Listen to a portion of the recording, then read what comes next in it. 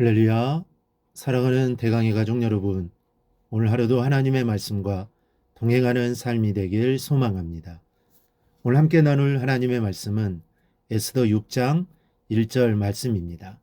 그날 밤에 왕이 잠이 오지 아니하므로 명령하여 역대일기를 가져다가 자기 앞에서 읽었더니 아멘. 어제 시간을 통해 기도하면 우리 인생을 향한 하나님의 약속이 이루어짐에 대해 살펴보았습니다. 하나님은 나를 향한 놀라운 축복을 약속하셨습니다.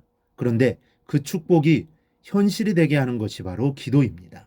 그러므로 기도함으로 하나님의 축복을 누리는 삶을 꼭 살아가길 바랍니다. 그럼 기도하면 또 어떤 일이 일어날까요? 기도하면 우연 같은 기적이 우리의 삶 가운데 일어납니다. 사람들은 기도 응답을 받았다고 하면 우연이 아니냐고 합니다. 그런데 신기한 것은 기도하지 않으면 그런 우연 같은 일들도 일어나지 않습니다. 하지만 기도하면 우리 인생에 우연 같은 기적들이 일어나기 시작합니다. 에스더의 기도는 우리에게 그 사실을 명확히 보여줍니다. 하만은 아말렉 사람으로서 바빌론의 국무총리였습니다. 하만의 계략으로 수산성에 있는 모든 유다인들이 죽을 위기에 처했을 때 에스더는 사생결단의 기도를 드렸습니다. 에스더는 먼저 유다인들과 함께 3일간 금식 기도를 한 후에 목숨을 걸고 왕에게 나아가기로 결심을 합니다. 에스더 4장 16절을 보면 당신이 가서 수산에 있는 유다인을 다 모으고 나를 위하여 금식하되 밤낮 3일을 먹지도 말고 마시지도 마소서. 나도 나의 시녀와 더불어 이렇게 금식한 후에 규례를 어기고 왕에게 나아가리니 죽으면 죽으리이다 아니라. 여기서 에스더가 자신도 금식한 후에 왕에게 나아가겠다고 한 말은 기도의 모든 것을 걸겠다는 의미입니다. 에스더는 왕 앞에서 아름다운 모습을 보여야 하는데 3일 동안 음식을 먹지도 않고 물조차 마시지도 않겠다는 것은 자살행위와 같습니다. 왕후가 수척한 모습을 왕에게 보이는 것은 매우 큰 결례가 될 수 있었기 때문입니다. 하지만 에스더는 자신의 미모가 아니라 기도의 모든 것을 걸었던 것입니다. 여기에서 주목할 것이 하나 있습니다. 에스더는 금식하며 왕이 자신을 부르도록 기도해달라고 하지 않았습니다. 금식하고 왕 앞에 나아가겠다고 합니다. 기도가 우리의 할 일을 대신한다는 게 아닙니다. 우리가 해야 할 일을 하고 기도할 때 기도의 진가가 발휘됩니다. 자신은 게으른 행동이나 책임을 회피하기 위한 합리화로 기도를 내세우면 안 됩니다. 이스라엘의 아말렉이 쳐들어오자 모세는 기도했고 여호수아는 전쟁하러 나갔습니다. 우리는 우리가 할 바를 해야 합니다. 바운즈는 기도하지 않는 사역자는 주님의 일을 방해한다라고 말했습니다. 우리가 하는 모든 결단은 기도를 통해서 생기가 불어넣어집니다. 기도를 통해 하나님의 생명이 역사하기 시작하는 것입니다. 기도를 마치고 에스더는 왕에게 나아갔습니다. 과연 무슨 일이 일어났을까요? 에스더를 본 아하수에로 왕은 어떤 반응을 보였을까요? 에스더 5장 2절을 보면 왕후 에스더가 뜰에 선 것을 본즉 매우 사랑스러움으로 라고 했습니다. 왕은 에스더를 본 순간 사랑을 느꼈고 금규를 내밀어 허락 없이 왕을 찾은 에스더의 목숨을 보호해 주었습니다. 그뿐 아닙니다. 3절을 보면 왕이 이르되 왕후 에스더여 그대의 소원이 무엇이며 요구가 무엇이냐 나라의 절반이라도 그대에게 주겠노라. 에스더가 얼마나 사랑스러운지 나라의 절반이라도 주겠다고 했습니다. 성경은 이 일이 바로 기도 뒤에 일어났음을 분명히 밝힙니다. 하나님이 에스더로 하여금 왕의 눈에 사랑스럽게 보이도록 해주신 것입니다. 잠언 21장 1절은 왕의 마음이 여호와의 손에 있음이 마치 본물과 같아서 그가 임의로 인도하시느니라 라고 말씀합니다. 왕의 마음은 하나님의 손 안에 있습니다. 모든 사람의 마음은 하나님의 손 안에 있습니다. 그런데 이 세상에서 정말 어려운 것이 사람의 마음입니다. 자녀의 마음이 삐뚤어지면 아무리 부모라도 그 마음을 어떻게 할 수가 없습니다.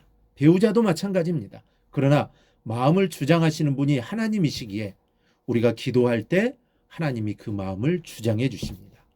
우리는 이 정도 되면 야 이제 하나님이 응답하셨다라고 됐다 하면서 왕에게 하만에 대해 다 이야기할 텐데 에스더는 달랐습니다.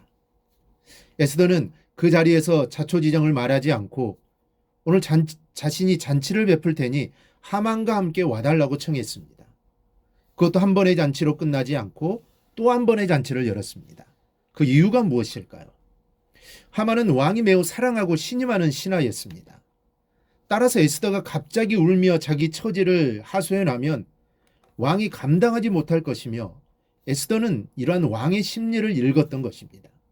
어떻게 왕에게 접근해서 언제 이야기해야 할지를 곰곰이 생각하고 행동한 것입니다. 즉 에스더는 지혜롭게 행했습니다.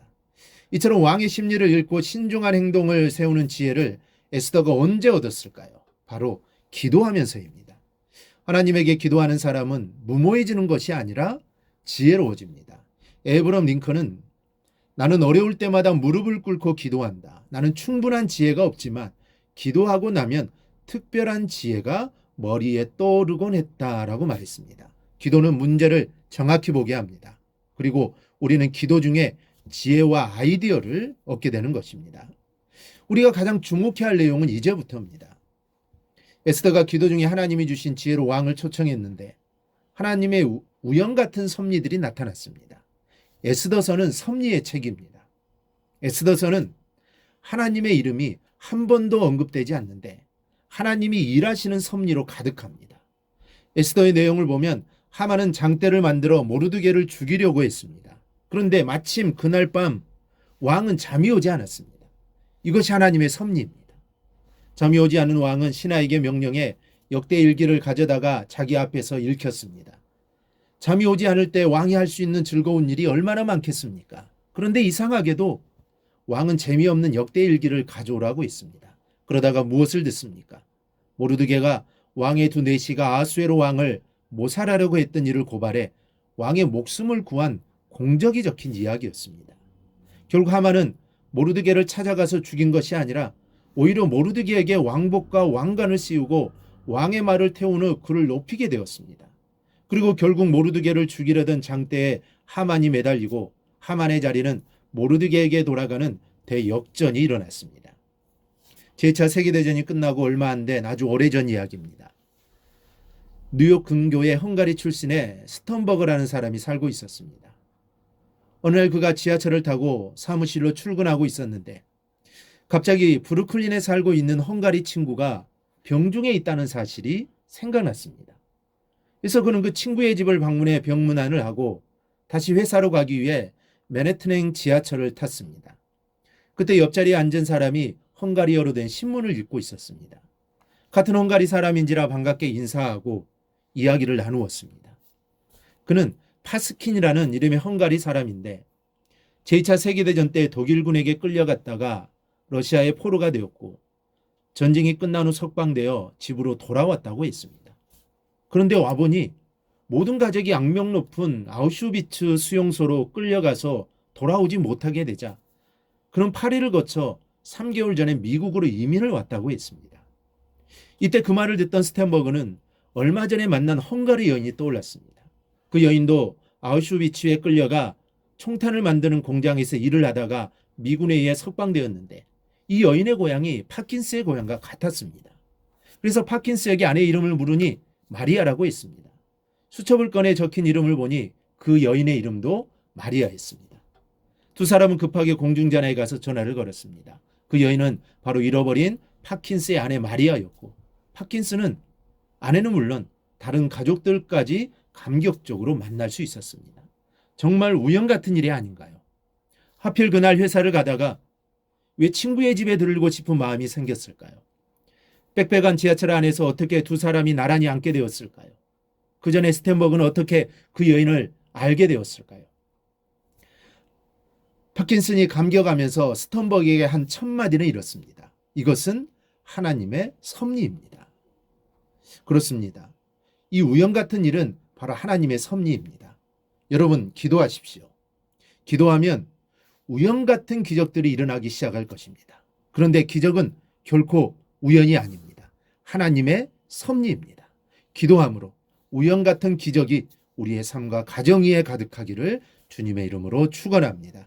오늘 묵상한 말씀을 굳게 잡고 삶으로 실천하며 살아내는 대강의 모든 성도들이 되기를 축복합니다.